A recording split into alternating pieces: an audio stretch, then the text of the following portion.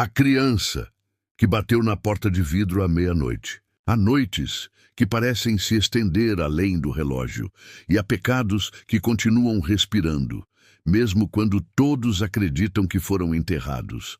E foi em uma dessas noites, quando a lua parecia querer se esconder, que Arthur sentiu o passado arranhar a porta de sua casa com mãos pequenas e insistentes, e cada batida ecoava como um lamento de algo que se recusava a desaparecer, porque ninguém realmente foge daquilo que destrói e volta como sombra e memória. Arthur havia guardado durante 13 anos a lembrança de uma tempestade que arrancou de uma criança o direito de crescer. E naquele instante, enquanto a porta de vidro tremia, ele sentiu o gelo da estrada inundar novamente seus pulmões e soube que chegou a hora de enfrentar a verdade que tentou sufocar. O toque suave virou uma súplica. A voz infantil sussurrava algo que o tempo não conseguiu apagar. Abre para mim. Eu esperei. Abre porque ainda dói. E Arthur, paralisado por medo e culpa, encostou a testa no vidro e avistou marcas de dedos pequenos. Dedos que ele já sentira escorregar de suas mãos na lama fria daquela noite perdida. E quanto mais ele tentava respirar, mais o ar parecia lhe cobrar o que devia. E então o vidro começou a se congelar ao redor das mãos que batiam, mostrando que o visitante não pertencia mais ao lado dos vivos. E Arthur chorava porque reconhecia aquele tamanho, aquele silêncio, aquele pedido que nunca foi atendido.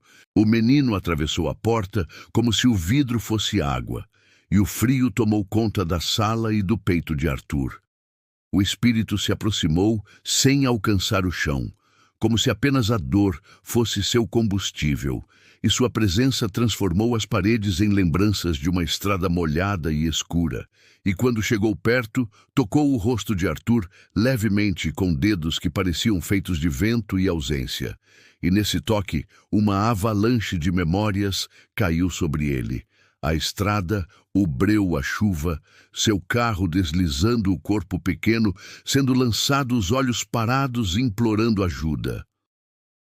Arthur lembrou que correu não por covardia, mas porque quis acreditar que o erro não existiu. Porém, certos erros não desaparecem, mas esperam pela noite perfeita para voltar ao lugar onde foram cometidos. A criança abriu a boca sem mover os lábios e seu sussurro soou como o que resta de um grito interrompido. Eu não consegui ir embora, porque você me deixou aqui. E Arthur sentiu cada palavra atravessar sua carne, como garras transparentes. E o menino estendeu a mão oferecendo, não perdão, mas destino. E nesse gesto havia algo que chamava para baixo, para dentro, para o outro lado. E Arthur sabia que talvez aquela fosse a única forma de reparar o que negou durante anos. Mas ainda assim, tentou dizer, me perdoa, eu não sabia o que fazer, e o menino respondeu, eu também não. Quando os dedos se encontraram, o coração de Arthur parou não como quem descansa, mas como quem é puxado por algo profundo e sombrio. E ele sentiu os ossos dissolvendo o corpo, ficando leve, a alma sendo arrancada pela mesma escuridão que um dia dirigiu ao seu lado e caiu no chão, sem som, sem luta, sem despedida, e ali o calor se apagou até que nada restasse. Além do frio do além, o menino segurou sua mão como se finalmente tivesse encontrado companhia na sua solidão eterna, e juntos desapareceram na porta que agora permanecia aberta como um portal, esperando novos arrependidos. No dia seguinte encontraram a casa vazia, uma marca minúscula no vidro, como se um último adeus tivesse sido deixado pela ponta de pequenos dedos, e a cidade reinventou a história, dizendo que Arthur simplesmente foi embora.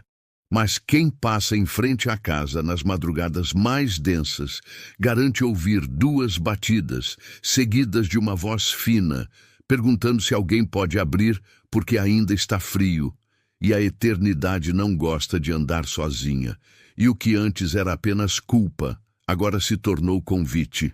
Se você chegou até aqui, eu agradeço profundamente por caminhar comigo neste relato onde a morte não encerra, mas continua pedindo respostas.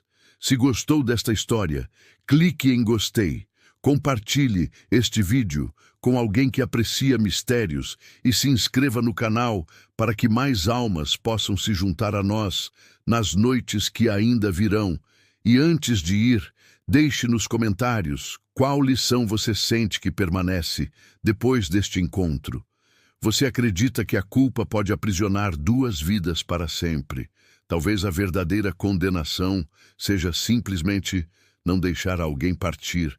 Eu lerei suas palavras, e enquanto isso, nos encontraremos na próxima escuridão de Crônicas de Outro Mundo.